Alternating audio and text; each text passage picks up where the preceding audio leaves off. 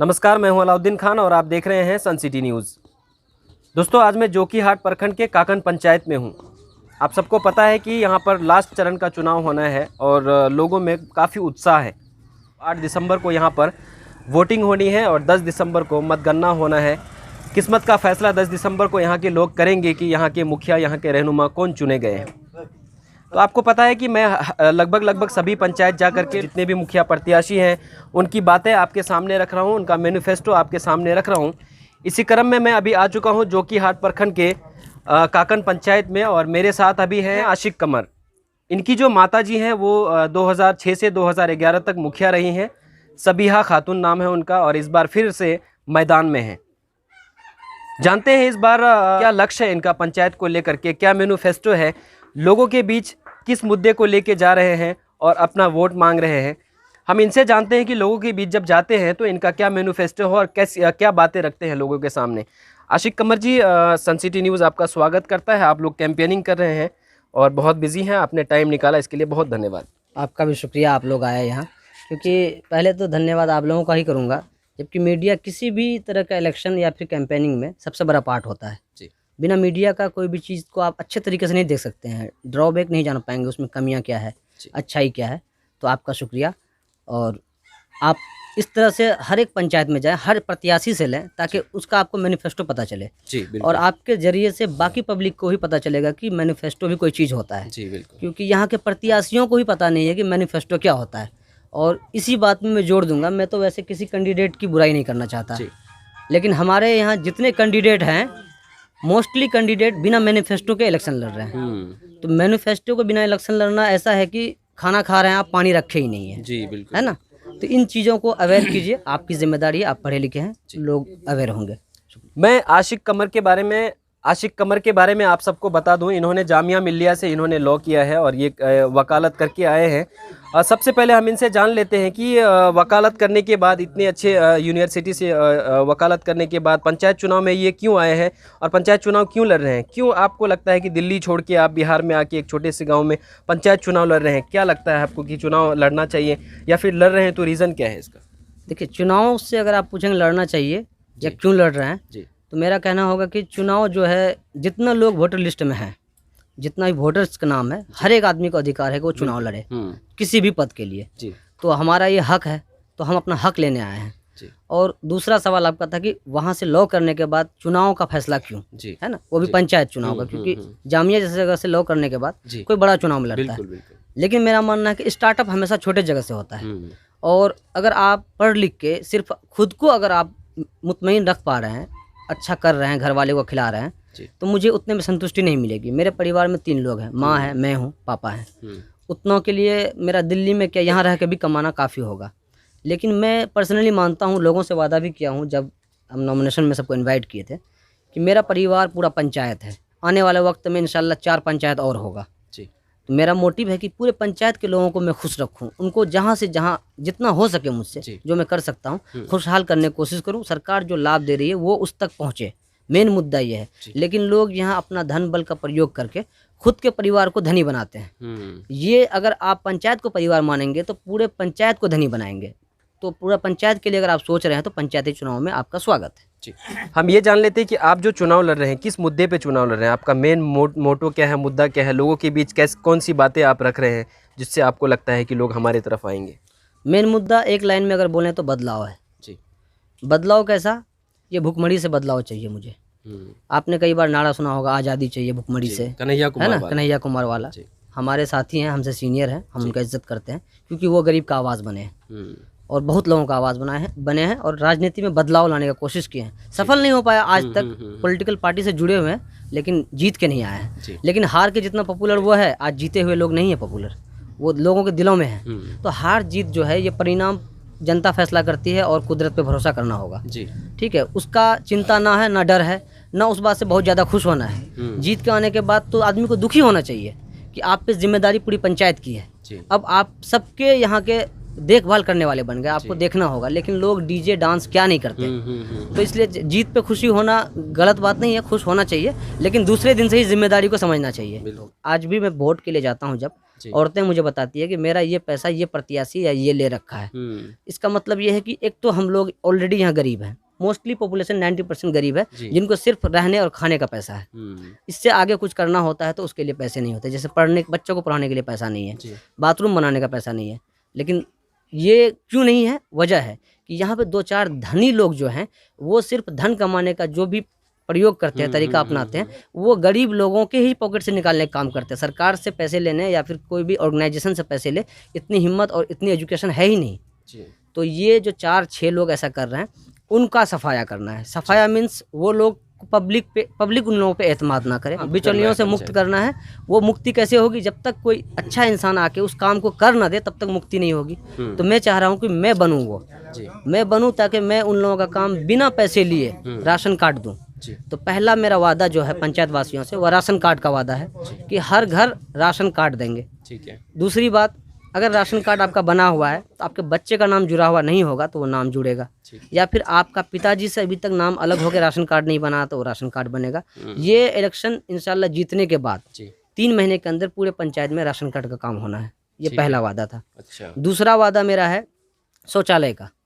शौचालय तो अब भी सरकार दे रही है, हर घर मिलना चाहिए और लोग लेते भी हैं, लेकिन बनता नहीं है। तो ग्राउंड लेवल पे काम नहीं हो रहा है, इसके लिए कुछ तो कमी होगी। दोनों की कमी है। पहला कमी है जो दिलवा रहा है वो उसमें अपना परसेंटेज लेता है। अगर मान लीजिए कोई भी अमाउंट आप कैलकुलेट करके दिमाग में रख लीजिए कि 20,000 या 30,000 मिल रहा है, तो उसमें 10,000 या 5,000 कट के जो आदमी दिलवा रहा है उसके पास पहुंचता है। तो जो आदमी बनवाने वाला है, जो जिसको मिल रहा लाभ, उसका हिम्मत टूट जाता है। तो इसलिए वो बाद में नहीं बनाता है। तो मेरा मानना है कि वो पैसा जो उसको मिल रहा है वो डायरेक्टली उसको दिया जाए और उससे मुखातिब होकर काम करवाया जाए, ताकि वो लेटरिंग बने। उसके बनने के बाद उसकी माँ, बहन, बेटी जो आज सोच कर रही हैं बाहर में, सड़क पे, खेत में, तो इससे शर्मिंदगी तो छोड़िए, बीमारी बहुत है। शर्मिंदगी तो उससे भी बड़ी चीज़ है, बीमारी से बड़ी चीज़ है। लेकिन ये नहीं होने की वजह से आज पंचायत में आप 7 बजे शाम में आइए, पंचायत किसी भी पंचायत में जाइए, आप तो जाते होंगे, रिपोर्टर हैं, आपको कई लोग ऐसे मिल जाएंगे जो रोड के बगल में मिल जाएंगे। बिल्कुल। क्यों ऐसा हो रहा है? सिर्फ और सिर्फ प्रतिनिधि जो बन जाते हैं, मुखिया या कोई भी पद पे आ जाते हैं, उसके बाद अपने वादों को भूल जाते हैं। तो इस चीज़ के लिए बदलाव बहुत ज़रूरी है, क्योंकि इस चीज़ को अगर नहीं ला पा रहे, सबसे बेसिक नीड बाथरूम होता है, बेसिक नीड को पूरा नहीं कर पाया आज तक कोई भी मुखिया। उनमें से एक मुखिया मेरे खुद के फादर थे, मतलब मेरी मम्मी थी, उस वक्त शायद ऐसा कोई स्कीम नहीं था, या फिर वो भी नहीं किया, हो सकता है उनसे भी गलती हुई हो। लेकिन मैं ऐसी गलती करने वालों से बहुत दूर रहना चाहता हूँ, चाहे जो भी हो। कि पंचायत में सबसे पहला काम अगर कुछ होना चाहिए तो लेटरिंग का होना चाहिए, हर घर लेटरिंग होना चाहिए। अगर नहीं होता है तो आप बहुत ही गिरे हुए हैं आज भी। जी बिल्कुल। तीसरा मेरा वादा है कि इंदिरा आवास। इंदिरा आवास का कोई वादा होना ही नहीं चाहिए, क्योंकि सरकार वादा कर रखा है, दे भी रहा है। मैं उसी मुद्दे को उजागर कर रहा हूँ। यहाँ पे मेरे खुद के घर के आस पड़ोस के जो भाई हैं, चाचा है, उनसे 30,000 रुपये लिया गया है कि 3 किस्त लेता है पैसे। तो खुद आते हैं, बहुत ही बेशरम होते हैं। इसमें डरने या घबराने की बात नहीं है। मैं कल होके बनूंगा तो हो सकता है मैं बेशर्मी पे आ जाऊं, लेकिन मेरा वादा है कि किसी भी इंसान का ये जो दलाली चल रहा है, पैसे का धांधली चल रहा है, ये चीज़ नहीं होने दूंगा। लोगों का घर बनेगा, PM आवास या इंदिरा आवास जो मिलने वाला है उसमें कटौती नहीं होगी। जो आपका हक है वो आप मेरा कान पकड़ के लीजिए, क्योंकि कोई मुखिया जो होता है, पॉज करते हैं, कोई दिक्कत नहीं। अच्छा, कोई मुखिया जो होता है, मुखिया एक जिम्मेदारी है, इस चीज़ को समझना होगा। मुखिया कोई राजा नहीं है। जब आप मुखिया बने तो जिम्मेदारी है, तो नौकर है। तो नौकर से आप कान पकड़ के ले सकते हैं। तो PM आवास, इंदिरा आवास या जो भी चीज़ आता है वो आप मेरा कान पकड़ के ले सकते हैं, बशर्त आप मुझे मुखिया बनाएं, आपका मैं बेटा बन के काम करूंगा। ठीक है। मेरा मानना है कि अगर हर आदमी को ईमानदारी के साथ पैसे दिया जाएगा तो वो घर बनेगा। आज भी आपको 90% कच्ची घर दिख रहे हैं। क्यों? PM आवास तो मिल चुका है, इसका इंस्पेक्शन भी सही से नहीं हो रहा, सहायक पैसा खा रहे हैं, मतलब ऊपर से लेकर नीचे तक हो रहा है ये मामला। तो सबसे पहले तो घर के लोग ही कर रहे हैं ना, क्योंकि मुखिया अगर पैसा ना ले तो ये चीज़ होगा ही नहीं। इसमें एक चीज़ ऐड करना चाहूँगा, मुखिया तो एक जीता हुआ प्रतिनिधि होता है, वो पैसे लेता है तो लोगों को डर होता है कि मुखिया जी को देना होगा। लेकिन हमारे पंचायत में ऐसा गेम नहीं है, यहाँ बिल्कुल उल्टा खेल चल रहा है। अच्छा। मुखिया जी जो कर रहे हैं या फिर जो किए होंगे उसका तो है ही मामला। यहाँ पे कुछ और बिचौलिए हैं जो प्रतिनिधि हैं। अच्छा। वो मुखिया में जीते या हारे उससे मतलब नहीं है, उसका दादागिरी चलेगा, काम ही यही है। हाँ, उसका घर चलता है यहाँ से। अच्छा। उनका आप जाके देख लीजिए, कोई जॉब नहीं है, कोई भी दुकान नहीं है, कुछ भी नहीं है, फिर भी आपसे अच्छे से आपसे अच्छा तरीके से ज़िंदगी जी रहा है। जी, जी। इसका मतलब है कि गरीबों का पॉकेट को खाली किया जा रहा है। वो इंदिरा आवास निकलवाता है और वो कहता है कि 5 साल तक हम लोगों का मदद किए। मदद कैसा भैया, आप तो खुद का मदद कर रहे थे। आप उसको 40,000 रुपया ले रहे थे, बाकी का रुपया उसको वापस दे रहे थे। मतलब खुद का पेट भरने के लिए आप एक रोजी रोटी बना लिए है दलाली को। इस दलाली से मुक्ति चाहिए। इस मुक्ति के लिए आपको अच्छा प्रतिनिधि चाहिए। वो प्रतिनिधि आप किसी पे भी दाव लगा सकते हैं, 5 कैंडिडेट हैं, लेकिन मैं कह रहा हूँ कि मुझ पे आप इस बार यकीन कीजिए, ताकि आपको गलत इंसान का फेरे में ना पड़ के, एक बार धोखा खा चुके हैं फिर धोखा ना खाइए। और ऐसे लोगों का साथ तो बिल्कुल ना जाइए जो बिना मुखिया रहे, आपका मुखिया बन के काम करता है लेकिन लूट बहुत लेता है। लूट पाट से बचिए। तो शिक्षा के क्षेत्र में क्या लगता है आपको बदलाव की ज़रूरत है? पंचायत में कितना बदलाव होना चाहिए शिक्षा में, शिक्षा के क्षेत्र में अगर बात करें तो? हाँ, तो आपने मेरा 5वां वादा सुना नहीं था, इसलिए आपने शिक्षा का सवाल किया। ये 3 वादे थे मेरे अभी तक के। तो मेरा 4था वादा जो है, वो 4था वादा मेरा एम्बुलेंस का है। अच्छा। स्वास्थ्य से रिलेटेड है ना।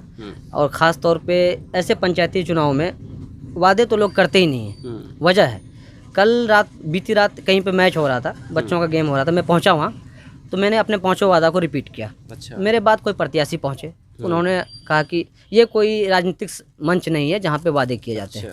मेरा कहने का मतलब, आप मुझे कोई एक पर्टिकुलर जगह बताएं पंचायत में जहाँ राजनीतिक मंच माना जाता हो। चाहे कि दुकान में बोलेंगे आप, वो एक ऐसा मंच था जहाँ पे आपको बोलने के लिए हिम्मत होनी चाहिए, क्योंकि वादा अगर आप माइक पे कर रहे हैं तो निभाना भी होगा उस तरह से, क्योंकि आपको मास लेवल पे लोग देख रहे हैं। लेकिन वो चीज़ वो नहीं करके वहाँ पे लोगों को किसी तरह से बदनाम करने की कोशिश किया, मुझे बदनाम करने की कोशिश किया, वादा करके वोट लेना चाह रहा है। इससे पहले तो कभी वादा नहीं किया, हम कोई वादा नहीं किया लोगों से, इसलिए कोई वादा पूरा नहीं किया। लेकिन जब से मैं घर पे रह रहा हूँ, जो भी मुश्किलें आ रही हैं पंचायत में लोगों को, मैं कोशिश कर रहा हूँ कि मैं अपना 100% दे सकूँ। शिक्षा के बारे में क्या सोचा? हाँ, पहले मुझे कंप्लीट करनी दे। हाँ, तो 4था वादा मेरा एम्बुलेंस, फ्री एम्बुलेंस देने का है कि क्योंकि यहाँ पे जो परेशानी होती है, प्रेग्नेंट लेडी जो होती है, उसको हॉस्पिटल पहुँचते पहुँचते बच्चा नुकसान हो जाता है। बीते रात वहाँ पे एक्सीडेंट हो गया, गाड़ी नहीं होने की वजह से, टेम्पू में ले जाने की वजह से बच्चे बहुत ही बुरी हालत में है। पटना में है, एक बच्ची है, छोटी है, श्रीलंका की है। हमारी बहनी होंगी, बेटी होंगी, यही होगा ना। तो चाहे जो भी हो, पंचायत से बाहर का भी होगा तो इंशाल्लाह सेवा किया जाएगा। फ्री एम्बुलेंस मेरे तरफ से होगा। उसके लिए कोई फंड नहीं है, तो मैं इंशाल्लाह कोशिश करूँगा मैं खुद ही अरेंज करूँ। मैं लॉयर ही हूँ, तो मैं अपना कमाई से कर सकता हूँ। इससे बहुत ही अज्र मिलेगा, सवाब मिलेगा, है ना। और 5वां वादा मेरा जो आखिरी है, ये मेरे बहुत दिल के करीब है, ये मैं कई बार बोला हूँ। आखिरी वादा मेरा शिक्षा से रिलेटेड है। मैं खुद भी शिक्षित हूँ, जामिया से मैं लॉ किया हूँ, स्कूलिंग भी जामिया से भी, उससे पहले अररिया में पढ़ाई हुई थी। तो मेरा 5वां वादा है कि फ्री एजुकेशन दिया जाएगा। अब यहाँ पे एक सवाल होता है, फ्री एजुकेशन तो गवर्नमेंट दे रही है, आप कहाँ से देंगे? तो फ्री एजुकेशन गवर्नमेंट दे रही है, लेकिन गवर्नमेंट स्कूल में बच्चों के अटेंडेंस लेवल क्या है, आप खुद जाकर चेक करें। क्यों नहीं जाते हैं बच्चे? क्योंकि शायद वहाँ के जो टीचर हैं या फिर जो भी वहाँ के लोग हैं, कार्यरत है वहाँ, वो काम बखूबी तौर से नहीं कर रहे हैं, या फिर बच्चों को सही तरीके से कन्विंस नहीं कर पा रहे, या फिर बच्चे माइंड सेट कर रखे हैं कि ये सर नहीं पढ़ाएंगे, अररिया वाले टीचर आएंगे या वो पढ़ाएंगे। तो मैं सोचा हूँ कि एक टीचर की टीम आएगी काकन पंचायत में, वो टीम को यहाँ डिफरेंट जगह पे कुछ स्कूल टाइप का बना के या फिर कोचिंग सेंटर टाइप बना के बच्चों को 0 क्लास से लेके, खास तौर पे 0 से लेकर 12 क्लास तक की एजुकेशन दी जाएगी। कोचिंग टाइप, स्कूल इसलिए नहीं बोल रहे क्योंकि फ्री एजुकेशन स्कूल में मिल रही है, कोचिंग टाइप से दी जाएगी। और उसके लिए तो सरकार आंगनबाड़ी दे रही है, क्यों नहीं उस पर ध्यान दिया जाए अच्छे से? हाँ, तो ध्यान देने के लिए भी घर पे होना जरूरी है। इससे पहले मैं जामिया में था, मेरा रिकॉर्ड उठा के देखें, जो भी मामला आया मैं वहाँ लड़ा हूँ। यहाँ तक कि NRC CA में मेरा पार्टिसिपेशन रहा है, अच्छे खासे लोग जानते हैं। इन चीज़ों को इसलिए नहीं बोल रहा हूँ, जो जहाँ किया वो वहाँ रहे तो बेहतर है ना। यहाँ पे जब करूँगा इंशाल्लाह खुद लोग देखेंगे। आंगनबाड़ी केंद्र में अगर काम नहीं हो रहा है तो ये सवाल आपको डायरेक्टली प्रेजेंट मुखिया से पूछना चाहिए, है ना। नहीं, आप जब आएंगे तो क्या बदलाव आएगा इसमें, ये फिलहाल मैं आऊँगा तो इंशाल्लाह आंगनबाड़ी केंद्र के, सरकारी स्कूल, जहाँ भी एजुकेशन का जो भी संस्था है या फिर गवर्नमेंट से रिलेटेड जो भी ऑर्गेनाइजेशन है, उसको प्रॉपरली काम करना होगा। टाइमिंग का बहुत ही एहतियात किया जाएगा, किसी भी तरह से कोई भी घुसपैठी नहीं चल पाएगा। मैं खास तौर पे एजुकेशन और हेल्थ पे ध्यान देने वाला हूँ, तो इसलिए आप लोगों से मेरे तरफ से ये वादा को आप रिपीट कर दें कि ये वादे कर रहे हैं। और मैं इसलिए कह रहा हूँ मेरे वादों पे यकीन करें, क्योंकि मैं इससे पहले कोई वादा करके तोड़ा नहीं हूँ। अभी जो प्रत्याशी हैं या फिर जो रह चुके हैं या मेरी मम्मी रही, अगर वो वादा कर रही होती तो 1 मिनट के लिए आप सोच सकते हैं कि ये तो पहले भी रह चुके थे।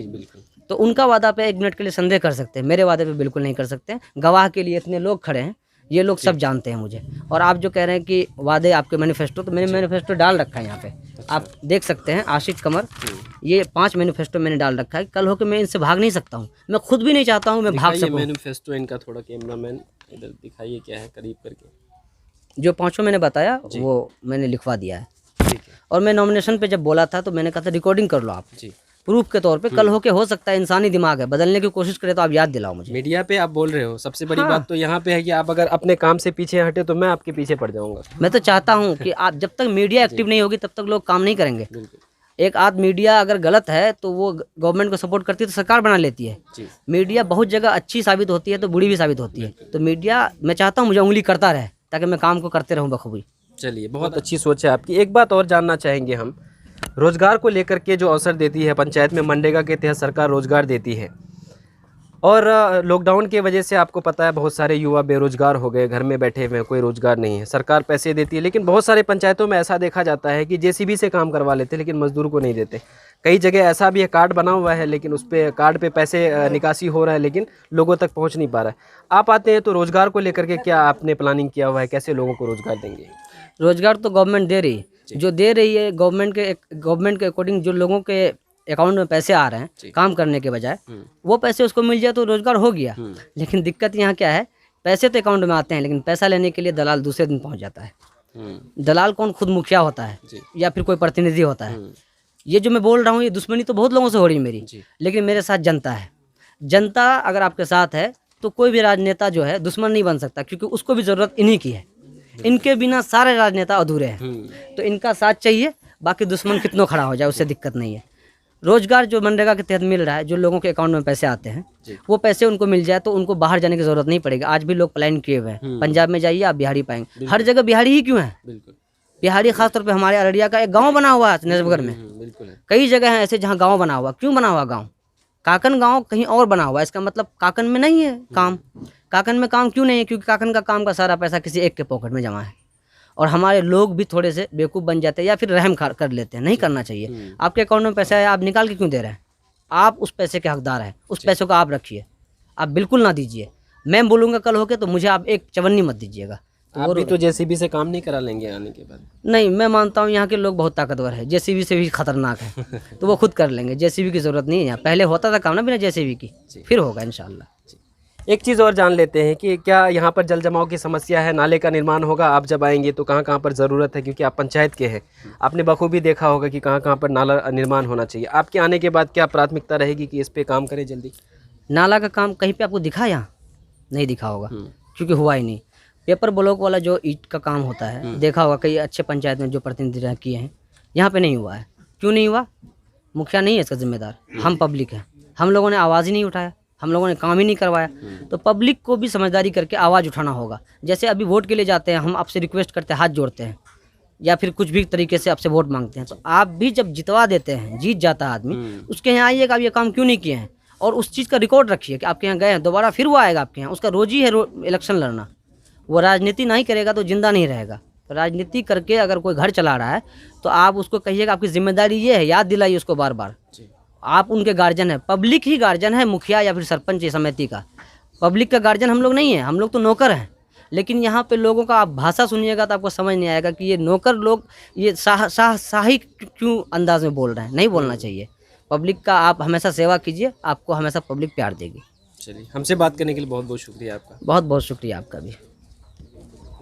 तो दोस्तों, आपने अभी देखा मेरी बात हुई आशिक कमर से, और 8 तारीख को जब मैं बार बार सन सिटी न्यूज़ के माध्यम से आप सबसे अपील करता हूं कि जब आप 8 तारीख को वोट देने के लिए जाएं तो अपने अच्छे प्रत्याशी को चुनें जो आपके लिए खड़े रह सकते हैं हमेशा, क्योंकि सबसे निकटतम प्रतिनिधि होता है मुखिया, जिसको आप चुनते हैं। वो एक प्रधानमंत्री है यहाँ का, पंचायत का।